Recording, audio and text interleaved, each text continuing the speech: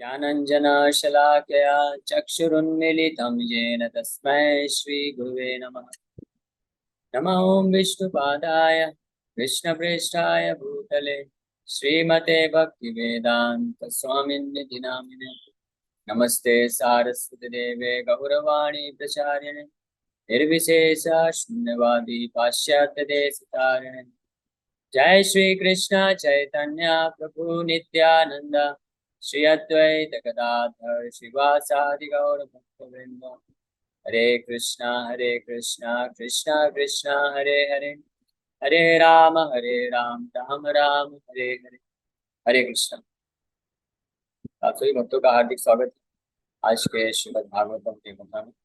आज हम लोग चर्चा करेंगे श्रीमद् भागवतम से first chapter, first canto and verse number 17, 18। हाँ, कल इस श्लोक में हमने चर्चा किया था 17 नंबर श्लोक पे। यस्य कर्माण्युदाराणि परिगीतानि सूरिभिः रोहिणः श्रद्धदानानां लीलया ददता कला।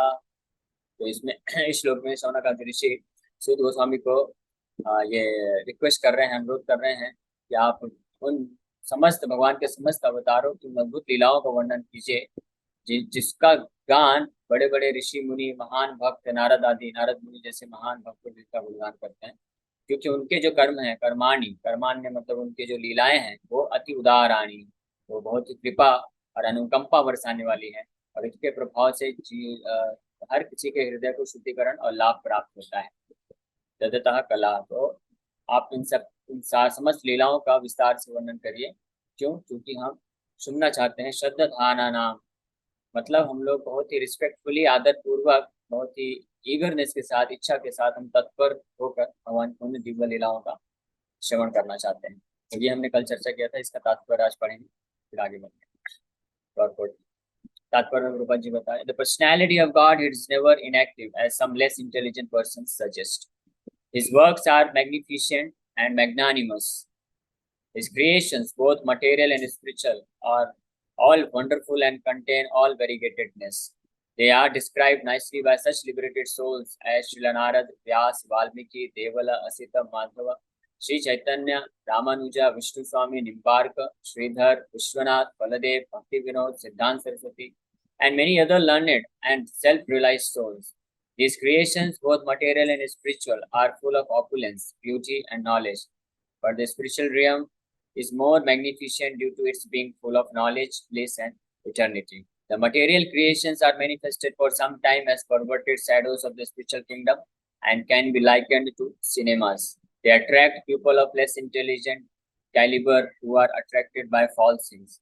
Such foolish men have no information of the reality, and they take it for granted that the false material manifestation is the all in all. But more intelligent men, guided by sages like Vyasa and Narada, know that the eternal kingdom of God is more delightful, larger, and eternally full of bliss and knowledge. Those who are not conversant with the activities of the Lord and his transcendental realm are sometimes favored by the Lord in his adventures as incarnations, wherein he displays the eternal bliss of his association in the transcendental realm. तो यहाँ तक प्रभुपाद जी वर्णन कर रहे हैं बहुत ही सुंदर तरीके से कि किस प्रकार से इस श्लोक से सूचित होता है कि तस्य कर्माणि उदाराणि, उनके मैग्नेनिमस एंड मैग्निफिशिएंट, यानी बहुत ही दया से भरी हुई, अनुकंपा से भरी हुई, अद्भुत सुंदर मधुर कर्म या लीलाएं जो हैं बड़े बड़े महान ऋषि लोगों के द्वारा गाया जाता है। तो इसका ये अर्थ है, हमको समझना चाहिए कि सुखदेव गोस्वामी स्वयं पूरी तरह से मुक्त पुरुष हैं, मुक्त पुरुष by birth. He was born a liberated personality. और उसी प्रकार से नारद, शौनकादि, चतुष्कुमार, ब्रह्मा जी, मध्वाचार्य, विष्णु स्वामी, निम्बार्काचार्य, श्री चैतन्य महाप्रभु, भक्ति विनोद ठाकुर, ये सब जो है महान आचार्य जो हर तरह के भौतिक कलमुशों से मुक्त हैं और इनको इस भौतिक जगत के किसी भी कार्यकलाप में कोई रुचि नहीं है, इंटरेस्ट नहीं है। ऐसे महान भक्त लोग भी भगवान के इन अगर कर्मों को, लीलाओं का वर्णन कर रहे हैं तो ये प्रमाणित करता है कि भगवान की लीलाएं क्या है, दिव्य है, ट्रांसेंडेंटल सिचुएशन में है, वो भौतिक क्रियाकलाप नहीं है। जैसा कि कुछ मायावादी लोग सोचते हैं कि जो परम ब्रह्म है, परम सत्य है, वो निराकार है, निर्गुण है और वो कोई कर्म, उसका कोई नाम नहीं, कोई रूप नहीं, कोई उसकी लीला नहीं, कोई उनका गुण नहीं। तो इस प्रकार से वो नाम रूप गुण लीलाओं को नहीं मानते हैं, नकार देते हैं। तो फिर जब उनसे पूछा जाता है कि भगवान जब अलग अलग अवतार लेके आते हैं, राम, नरसिंह, वराह, वामन, वो तो इतनी अद्भुत लीलाएं करते हैं, आप कैसे बोल सकते हो उनके तो इतने सारे नाम हैं, इतने रूप हैं, उनके इतने गुण हैं, इतनी लीलाएं हैं। तो मायावादी लोग इस पे ये उत्तर देते हैं, बोलते हैं कि वो जो परम ब्रह्म निराकार है, वो जब इस पृथ्वी में आते हैं तो भौतिक शरीर ग्रहण करके भौतिक कार्यकलाप करते हैं, जस्ट हमको प्रेरणा देने के लिए, और ताकि हम लोग यहाँ पे समाज में अच्छे से रह सके और फाइनली जो आध्यात्मिक जीवन में जाके निराकार ब्रह्म में विलीन हो जाए। तो इस बात का खंडन इस प्रकार से होता है इस तात्पर्य के माध्यम से कि अगर भगवान, यानी अगर परम ब्रह्म जो है निराकार है, और वो जब इस संसार में आते हैं कृष्ण, राम, वराह, नरसिंह के रूप में, तो वो लोग हमारे जैसा भौतिक शरीर ग्रहण करते हैं, हमारे जैसे भौतिक कार्यकलाप करते हैं। भौतिक कार्यकलाप को करने के लिए 3 गुण इन्वॉल्व होते हैं। 3 गुणों के प्रभाव में आके कोई व्यक्ति इस संसार में भौतिक कार्यकलाप करता है। सतोगुण, रजोगुण, तमोगुण। कोई बहुत शांत स्वभाव का होता है, गंभीर होता है, और उसके नियमित आदतें होती हैं, उसकी जो आदतें अच्छी होती हैं, तो वो सतोगुण में है। जो व्यक्ति बहुत ही इंद्र तृप्ति के लिए भाग दौड़ करता है, तो वो रजोगुण में होता है, मोड ऑफ पैशन। और जो व्यक्ति पूरी तरह से अज्ञानता में है, जिसको पता ही नहीं है कि ना तो अच्छा क्या है बुरा क्या है, इस बारे में कोई ज्ञान नहीं है, शुरू से अंत तक हमेशा वो घोर अंधकार में रहता है, उसको तमोगुण बोला जाता है। लेकिन जब भगवान आते हैं, ये भगवान के महान शुद्ध भक्त आते हैं संसार में, तो ना तो उनके जो कार्यकलाप होते हैं, ना तो सतोगुण, न रजोगुण, न तमोगुण के कार्यकलाप होते हैं। वो दिव्य गुण में होते हैं, दिव्य अवस्था में होते हैं, और वो इटर्नल एक्टिविटी होते हैं, which is full of bliss and knowledge. भगवान का नाम, रूप, गुण और लीला, समस्त प्रकार की एक्टिविटी जो है दिव्य स्तर पे होता है। तो भगवान इस तरह से दिव्य स्तर पे होते हैं। तो इसका प्रमाण क्या है? प्रमाण यहाँ पे स्वनकादि ऋषि बता रहे हैं कि परिगीतानि सूरभि, जो संसार से, भौतिक आसक्ति से पूर्ण रूप से विरक्त हैं, वो भी उन भगवान की लीलाओं के प्रति आकर्षित होते हैं। तो ये इसलिए प्रभुपाद जी यहाँ तात्पर्य वर्णन कर रहे हैं। तो भगवान कृष्ण कौन है? The personality of God head. वो पर्सनैलिटी है, एक व्यक्ति है जो कि हमेशा एक्टिव रहते हैं, अपनी दिव्य लीलाओं में लगे रहते हैं अपने भक्तों को आनंद देने के लिए। और इस बात का प्रमाण यहाँ पे इस श्लोक से प्राप्त होता है। तो भगवान किस किस प्रकार की एक्टिविटी करते हैं? भगवान के बहुत सारे दिव्य शक्तियां हैं। 2 प्रकार की उन शक्तियों का विभाजन किया गया है, रादर बोल सकते हैं 3 प्रकार का विभाजन है। एक है उनकी भौतिक शक्ति, बहिरंगा शक्ति, दूसरा है आध्यात्मिक शक्ति, अंतरंगा शक्ति, और तीसरे हम खुद हैं, मार्जिनल पोटेंशियल या तथस्थ शक्ति। तो जो जीव आत्मा है, आत्मा, वो भी भगवान की ही शक्ति है, एनर्जी है, लेकिन वो तथस्थ है। तथस्थ का मतलब होता है कि ये जो जीवात्मा यानी हम हैं, हम कभी बहिरंगा शक्ति यानी कि भौतिक प्रकृति के प्रभाव में आके संसार में बद्ध अवस्था में आ जाते हैं, और अपने आप को ये शरीर मान के हम इसी संसार में स्ट्रगल करते रहते हैं, कष्ट भोगते रहते हैं। और जब हम ये डिसाइड करते हैं कि नहीं, हमको भगवान की शरण लेना चाहिए, भगवान की आध्यात्मिक शक्ति, अंतरंगा शक्ति के प्रभाव में अंडर में आके हमको भगवान का सेवा करना चाहिए, तो उसको बोलते हैं कि वो फिर जीवात्मा जीवेर स्वरूप है, कृष्णेर नित्यदास, भगवान के नित्यदास के रूप में वो सेवा करता है। तो भगवान अपनी 3 शक्तियों के द्वारा अलग अलग लीलाओं का प्रदर्शन करते हैं। जो भगवान की भौतिक शक्ति, जिससे ये पूरा भौतिक जगत की सृष्टि करते हैं, पालन करते हैं, संहार करते हैं, ये जो है भगवान की बहिरंगा शक्ति कहलाती है, क्योंकि इस शक्ति के प्रभाव में भगवान अपनी जो दिव्य लीला भक्तों के साथ करते हैं, उनसे ये अलग रहती है। यहाँ पे ये जो शक्ति के प्रभाव में आता है, व्यक्ति इंद्रिय तृप्ति की भावना से प्रभावित होकर भोग करने के लिए हमेशा लगा रहता है और इस संसार में दुख को प्राप्त करता है।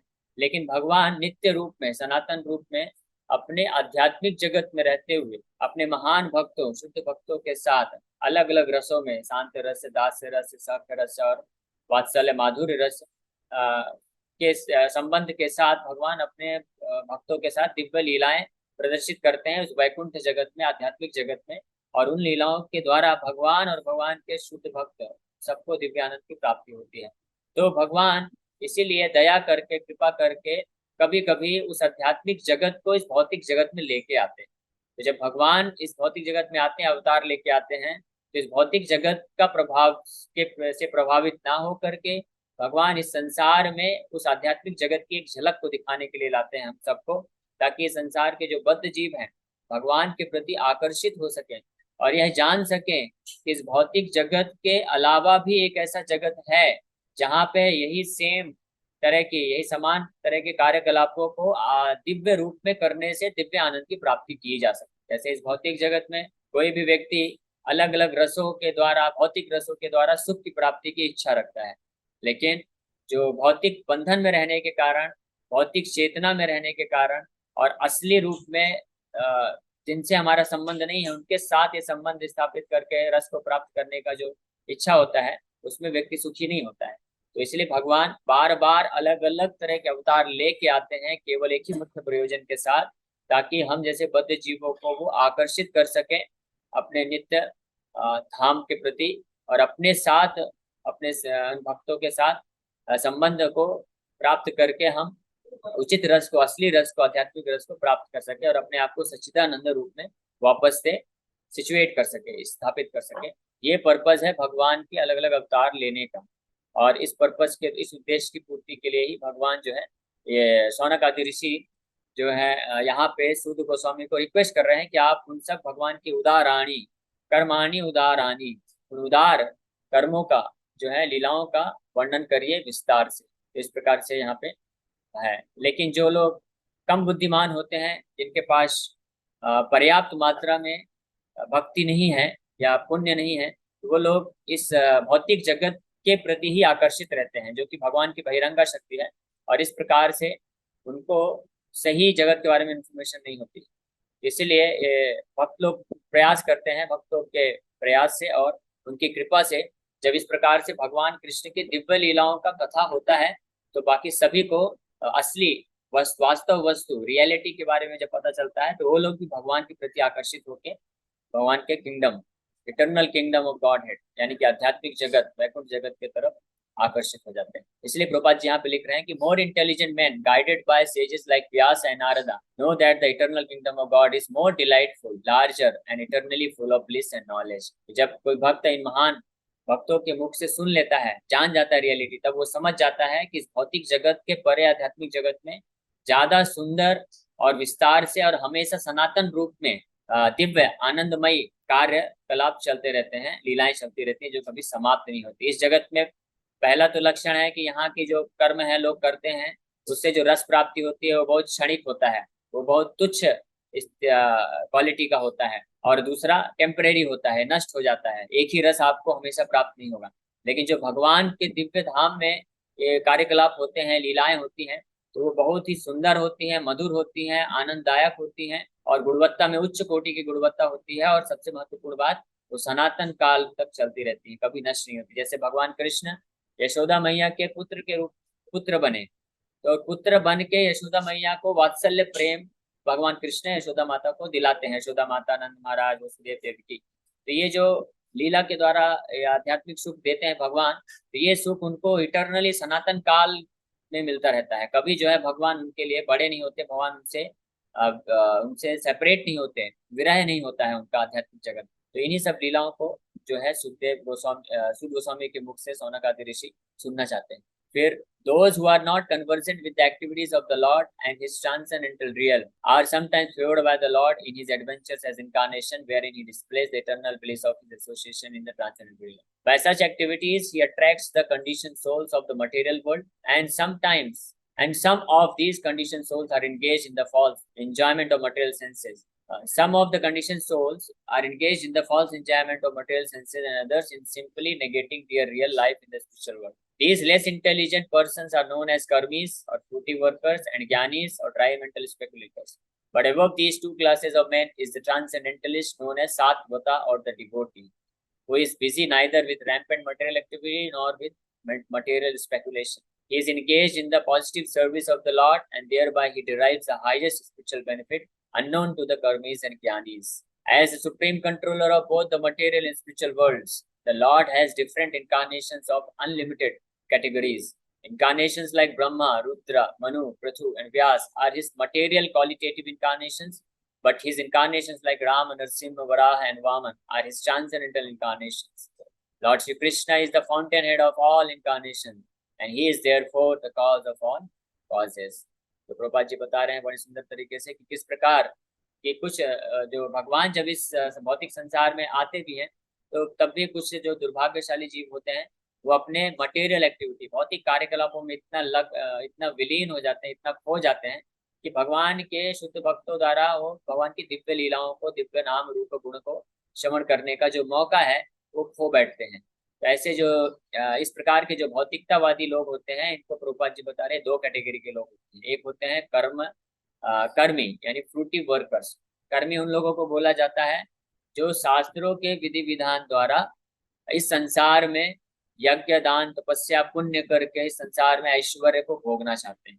ऐसे लोग को कर्मी बोला जाता है, या कर्म योगी भी बोल सकते। कर्म योगी तो फिर भी विशेष है, वो भक्त उसका भगवान से कनेक्शन हो जाता है, लेकिन कर्मी मतलब कर्म कांडी है, एक्टिविटी में जो लगे रहते हैं और सुख भोगना चाहते हैं। और दूसरे कैटेगरी के लोग होते हैं जो इस संसार में भोग करके पूरी तरह से फ्रस्ट्रेट हो जाते हैं, परेशान हो जाते हैं।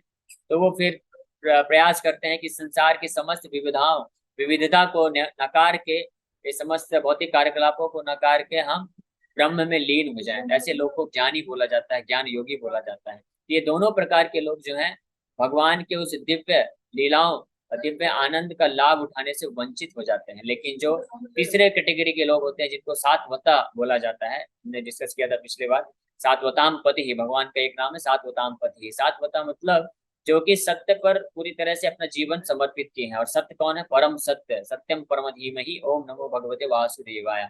भगवान कृष्ण के सेवा में जो लग जाते हैं तो वो निश्चित रूप में दिव्य आनंद को प्राप्त करके अपने जीवन को पूर्ण रूपेण जो है सफल बना लेते हैं।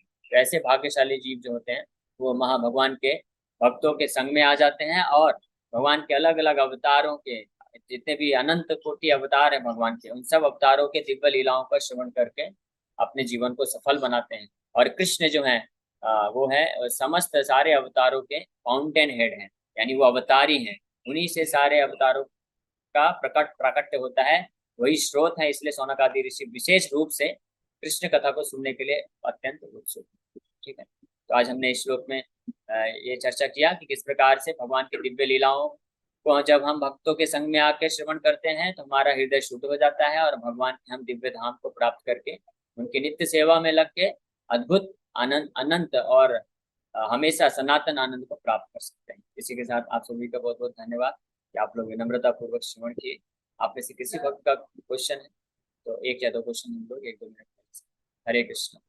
प्रभु जी, मेरा ये क्वेश्चन है कि मैं इंद्रियों को ऊपर है ना काबू नहीं रख पाता, है ना। मैं जैसे कुछ काम कर रहा हूँ तो बीच में कोई डिस्ट्रैक्शन आ जाता है, फिर मैं गहरी सोच में चला जाता हूँ। तो इसको कैसे ओके ओके, समझ गया काबू समझ में गया लाना आपके है? प्रश्न। तो इंद्रियों को काबू में करने के लिए सबसे जो प्रमुख इंद्रिया है वो है मन। तो मन को पहले काबू में लाना पड़ेगा, क्योंकि मन के द्वारा ही कंट्रोल किया जाता है सारी इंद्रियां। और मन को कंट्रोल करने के लिए भगवान दो दो उपाय है। एक तो है कि बुद्धि को शुद्ध किया जाए, क्योंकि बुद्धि के द्वारा मन को कंट्रोल किया जाता है। और बुद्धि शुद्ध होती है जब हम भगवान कृष्ण की कथाओं को सुनते हैं, उपदेश को सुनते हैं, ये ज्ञान, दिव्य ज्ञान प्राप्त करते हैं, तो बुद्धि शुद्ध होती है। तो शुद्ध बुद्धि फिर उसके पास शक्ति आ पाती है कि मन को कंट्रोल करेगा।